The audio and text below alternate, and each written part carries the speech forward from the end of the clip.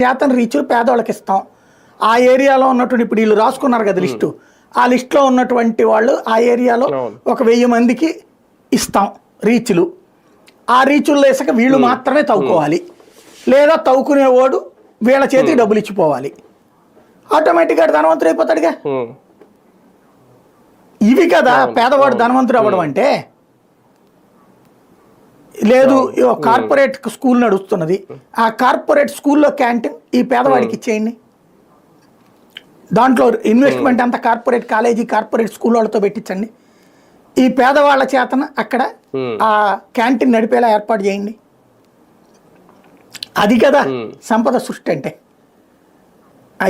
అట్లాగా ఒక స్థిరమైన పాయింట్ ఏదన్నా ఉండాలి. కానీ ఇదేంటంటే ఏదో జరిగిపోతుందిలే ఇప్పుడు చెప్పుకోవాలి. ఇప్పుడు మీరు చెప్పినట్టు ఇందాక సూపర్ 6లు ఇవి లేవు, అవి గురించి చర్చిపోవాలంటే లేదు ఆయన కోటీశ్వరులు చేసే పనిలో ఉన్నాడు, అందుకని ఇది మర్చిపోయాడు.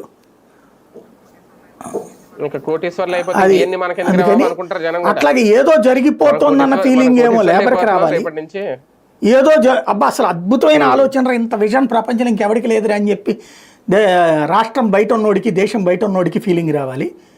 ఫైనల్గా ఏది జరగకూడదు. గత 40 ఏళ్ళ నుంచి మనం ఎట్లయితే చెప్తున్నామో పేదలు ధనవంతులు అయిపోతారు, సంపద సృష్టించేస్తున్నాం, రాష్ట్రం అభివృద్ధి చెందేసింది, స్వర్ణాంధ్ర వైపుకి తీసుకెళ్తున్నాం, వజ్రాంధ్ర వైపుకి దగ్గరలో ఉన్నాం, ఇదే కథ నడుస్తూనే ఉంటుంది.